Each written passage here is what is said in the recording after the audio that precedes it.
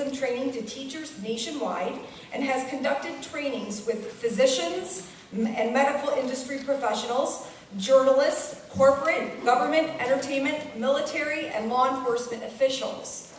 Wise has appeared on hundreds of radio and television programs, is a regular contributor to discussions about race on CNN, and was featured in a segment on ABC's 2020 in 2007.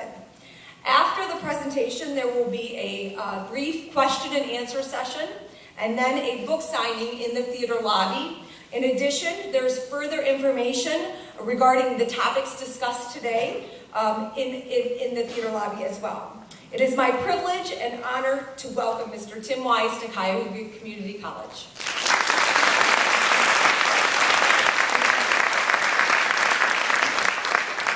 Thank you very much. I feel like I was supposed to come in and like tap dance or something, sing for you, which it would have been a really bad way to start this off. So actually, you should be very glad that I didn't. And I'm sure the people who handle the insurance policies at this school are very, very happy that I didn't, because I would have fallen and broken my neck and all like that. I'm glad you're here. I can tell by the turnout, which seems to me to be pretty good, that one of two things is true here at this institution. Either, number one, that there is this incredibly intense interest in the subject of racism and racial discrimination in America here at this school, or alternately, that extra credit still counts for something in higher education. Or in the case of some of you, your professors just said you're going to be here and that's it. It's not extra credit, it's required. Either way, it doesn't really matter. Whether you came out of intense interest about the subject or whether you came for class credit, the reality is you're here, I'm here, the lights are bright enough to where I will be able to see you if you get up to leave, so it would be rude, and I'm not altogether above calling you out, so we probably ought to just hang out for an hour and then you'll be done and you can go back about your business. The reason I joke about it to start off is that I know that these kinds of conversations about race and racism, I do them every week somewhere, and have done so every week somewhere in this country for the last 16 years.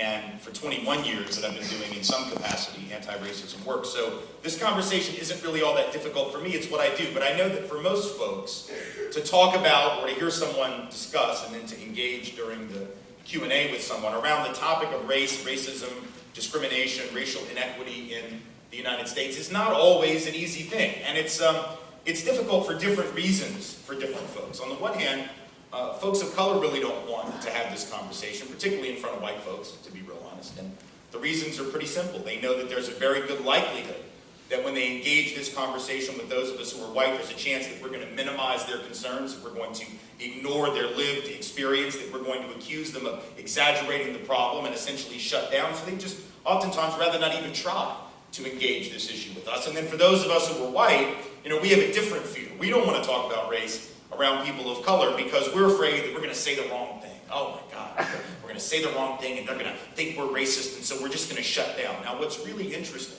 about that tendency that we have in the white community to shut down completely rather than take the risk of saying something stupid is that there's other research which actually finds that the very thing that makes folks of color think that we're probably racist and have something to hide is our tendency to not talk about this topic.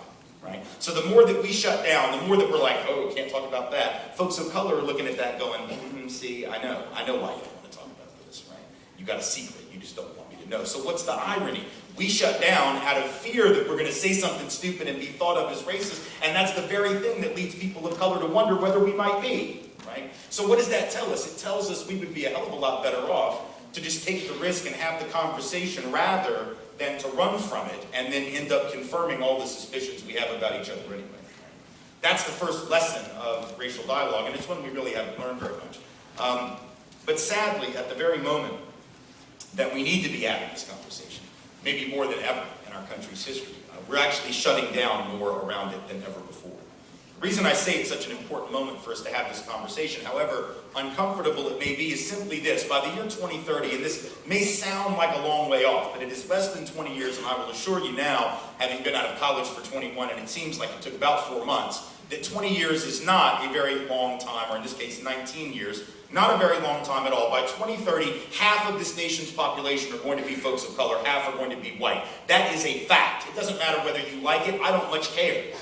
I know there are some white folks out in Arizona not real happy about it. Well, big deal. I was just in Arizona. The average age of white people in that state is about 137. So, with a combination of a little patience on the one hand and some decent community organizing on the other, we will probably outlast those who were upset about that change. So there isn't a whole lot that folks can do except run, perhaps to some place far, far away, but ultimately in this country there isn't going to be anywhere to run if you're not comfortable with that multicultural future. So that's the truth. 2030, half white, half of color. If we do not figure out how to talk about race and racial inequity, and not just talk about it, but to address it fundamentally at a policy and programmatic and institutional level, by the time we get to 2030, we're going to be in a hell of a pickle, right? Because the fact is, right now, we have a situation where people of color, on average, about twice as likely to be unemployed, about 3 times as likely as white folks to be poor.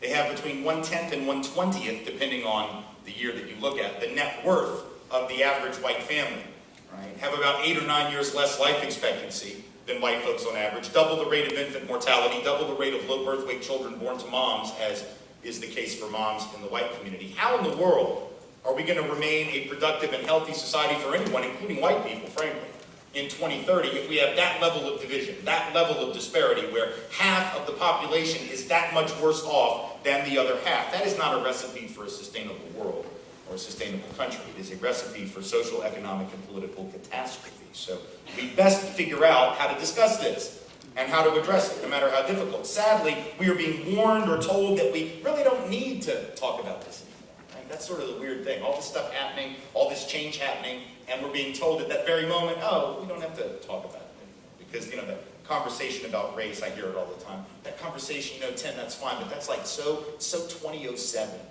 Because, didn't you hear what happened in 2008? This would feel right to me, like I don't know that a black guy is president, right? And right to me, didn't you hear that Barack Obama's the president? So now that we have a man of color as president, we need to just, you got to find another job, man. The racism is gone. How can we possibly have a race problem in a nation where a man of color can be elected president? That's the question that is on the lips of commentators. It's on the lips of people I run into and tell them what it is I do. It may be something you yourself have thought, but now let's think about it for a minute. All right, let's actually process that question. How is it possible for racism to be a problem in a nation where a man of color can be elected? Well, I don't know. Let's think. If I were to say to you that women and girls in Pakistan have fully equal opportunity with men and boys in Pakistan, and this I know for a fact because a woman, Benazir Bhutto, was elected the head of state in that country in 1988 and re-elected in 1991. Of course, since she has been assassinated, so that lets you know how much a lot of folks liked her. But a place where a woman has been the head of state not once but twice, or Israel, India, Great Britain, the Philippines, all of them have had female heads of state. We still have not. If I were to say to you that that means sexism had been institutionally destroyed, eradicated, there was no more patriarchy in Pakistan, you would probably think I had lost my mind. If I were to suggest that what women and girls in the United States ought to do is immediately pack their bags and move to Pakistan, where they will have full opportunity with men, which they don't have here, since they have never been elected president, and that's the standard, right?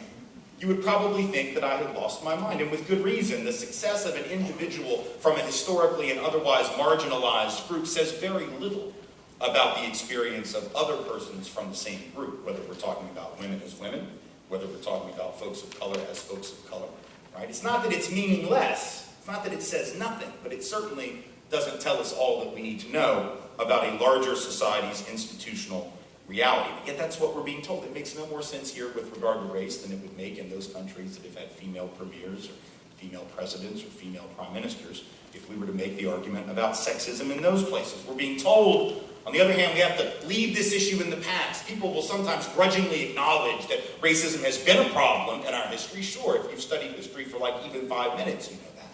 But then they'll say, Tim, that's all fine, but we really need to leave that in the past. We need to move on. Folks are especially willing to say this to people of color who raise the issue of racism.